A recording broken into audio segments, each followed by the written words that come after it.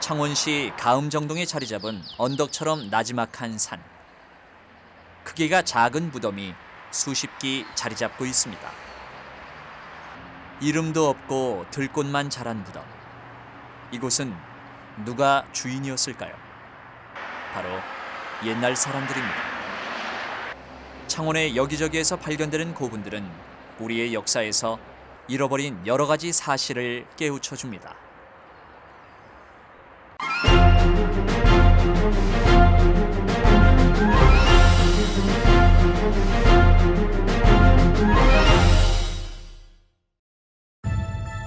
흔히들 한국의 고대 사회는 고구려 신라 백제의 삼국시대로 이해하고 있지만 그 이전 기원을 전후로 한강의 남쪽 지역에는 많은 나라들이 있었습니다.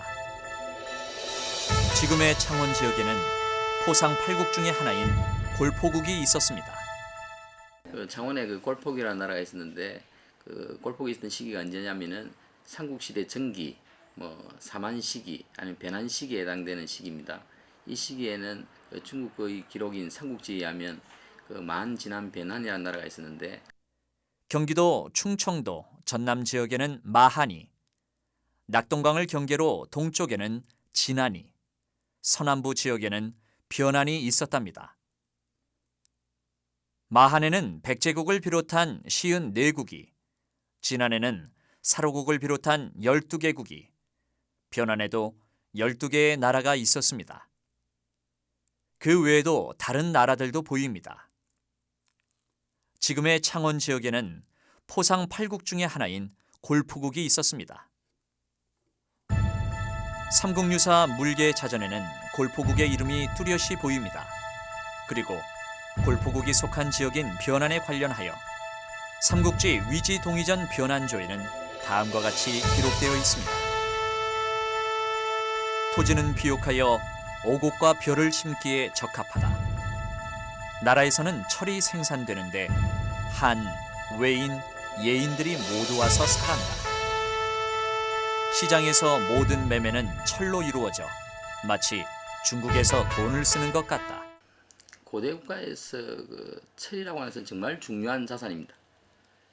지금 우리가 일반적으로 무기를 얘기할 때 가장 중요한 무기는 핵무기를 갖다 얘기하는 것처럼 정말 고대사에서 철을 가지고 있느냐 가지고 있지 못하냐에 따라서 그 당시 사회가 가지고 올 수 있는 성장 조건이라는 것은 굉장히 다른 것이죠. 그래서 철은 농업 생산에 기여할 수 있고 그리고 전쟁의 도구로 사용될 수 있는 것이기 때문에 고대사에서 철을 가지고 있는 것과 같이 하지 못하는 것은 정치적 집단의 성장 속도에 커다란 영향을 줄 수 있는 것입니다. 위의 사실로 보아 창원 지역은 기원을 전후로 한 시기부터 낙동강, 남해안과 같은 교통로를 통하여 중국의 9년이나 외화 교역하고 있었음을 알 수 있습니다. 그리고 지형 또한 골포국이 창원에 자리 잡은 중요한 이유입니다. 창원 지역에 골포국이라는 나라가 있었던 이유를 생각해 보면은 이 창원이라는 지역은 지금은 공단 지역으로 있지만 그래서 바다와 별 관계가 없는 것처럼 이렇게 보이긴 하지만 사실은 창원이라는 지역이 마산만을 끼고 있습니다. 그래서 옛날의 사회에서는 주로 육로를 이용하기보다는 바닷길을 통해서 다른 나라의 교역이 참 많았죠.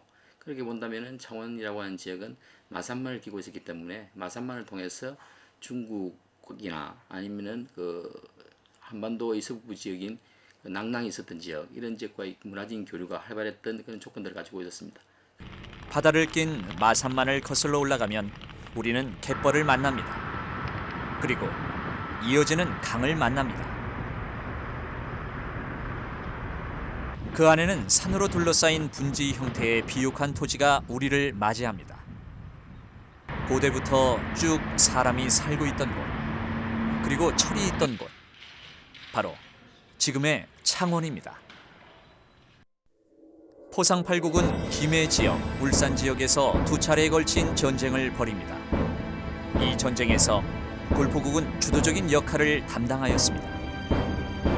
해상에 위치해 있던 골포국을 비롯한 포상 8국은 농경지 확보와 교역권의 확보를 위해 전쟁을 벌였지만 신라의 지원으로 실패하고 말았습니다. 골포국 또한 쇠퇴의 길을 걷게 되었고 4세기 때 이후 가야의 탁순국으로 변모하였습니다. 이후 신라의 영토로 변한 이 지역은 고려 시대를 거치고 조선 시대에는 창원도호부가 자리 잡은 지역의 중심지가 됩니다. 그리고 창원은 현재도 공업의 중심지로 경남의 중심 도시로 숨쉬고 있습니다.